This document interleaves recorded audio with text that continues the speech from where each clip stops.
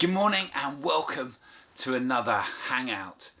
Normally today would be the last day of term. It would be the last day when you would be with all your friends. It'd be a last day when you would be sort of saying goodbye and sort of picking things up and tidying things up and getting ready, and then having 2 weeks where you didn't have to put on the school uniform, get ready and go out the door at a particular time.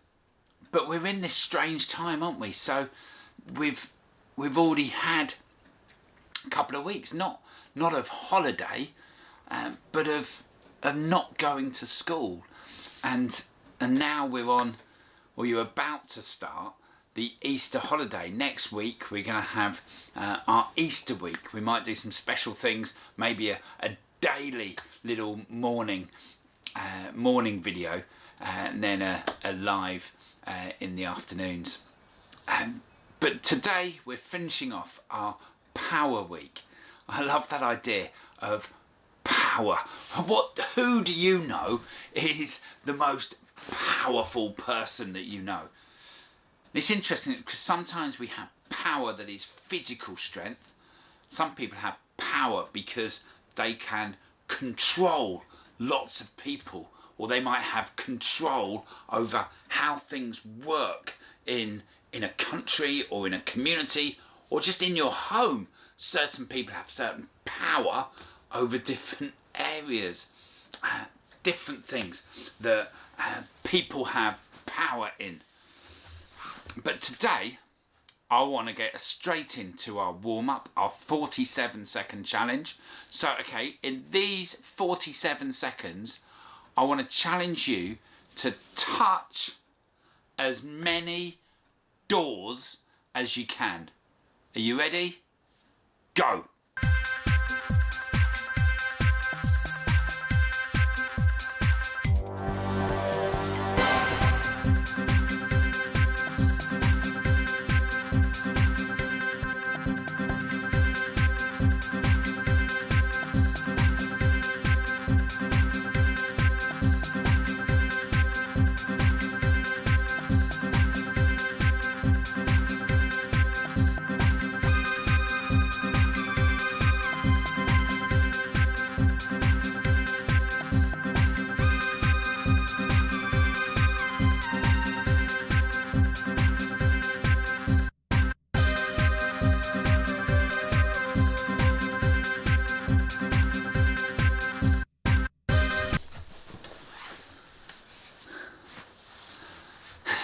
How'd you get on?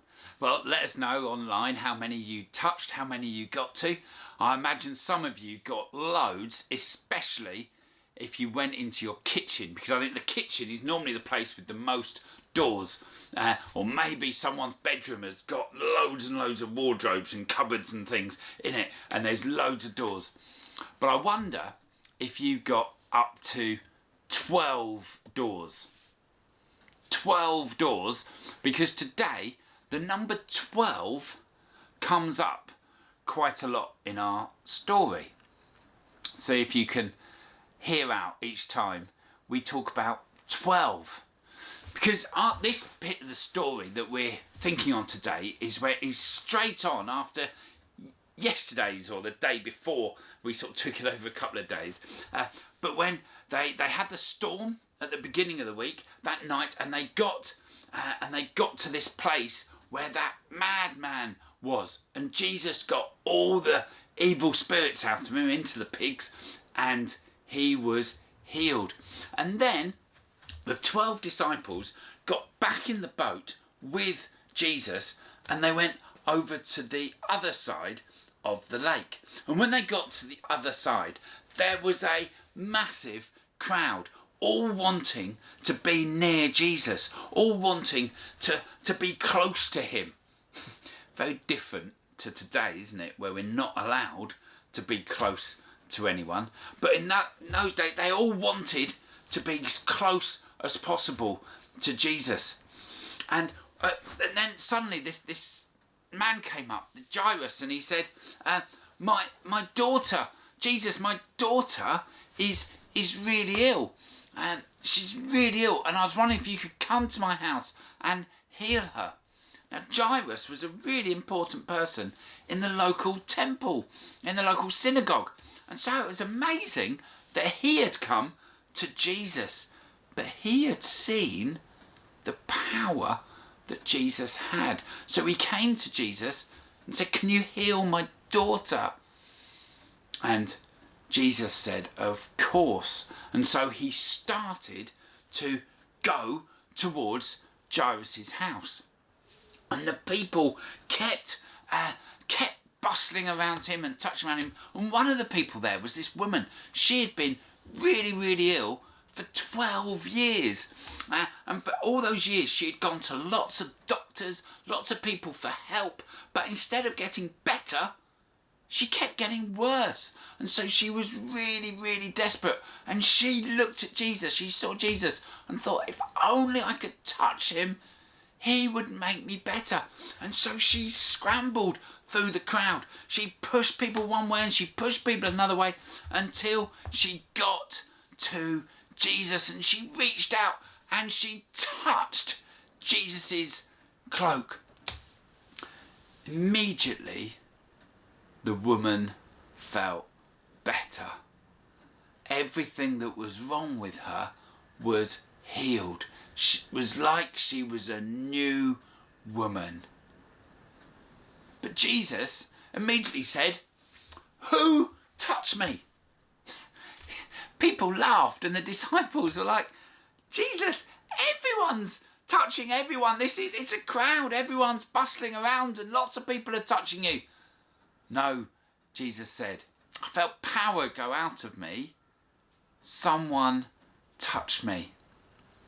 And this woman came forward and knelt at Jesus and explained what had happened.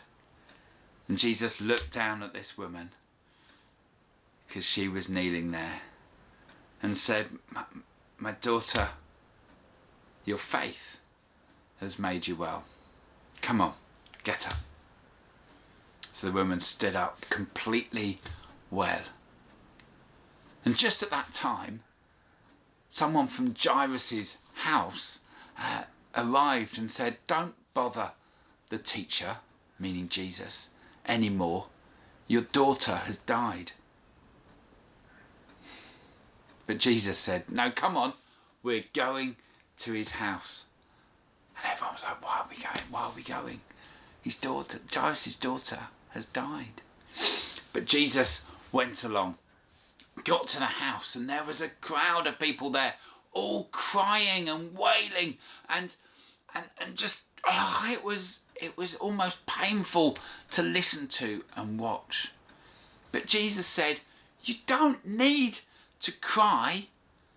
The girl has not died. She's just sleeping." Everyone was like, "What? No, we know she's dead. Are you? That's no." And they laughed at Jesus. Jesus took some of his friends, some of his disciples, and with the little girl's mum and dad, Jairus and his wife, took them into the girl's bedroom. And then Jesus just looked down at the girl, grabbed her by the hand, and said, "Get up. Wake up." And the little girl was alive. Jesus smiled, and the girl smiled. Jesus said, "How old are you?" She was 12.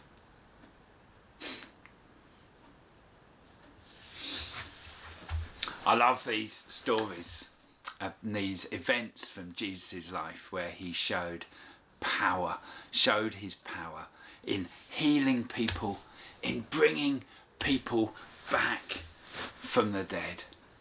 Today's challenge, a nice simple one for you. Simply find 12 things and take a photo of them.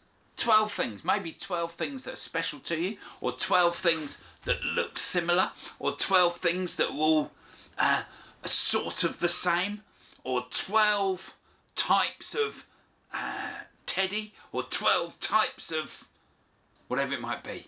See if you can make something of a nice creative picture of 12 something. Okay, and we'll see you tonight, 5 at Live.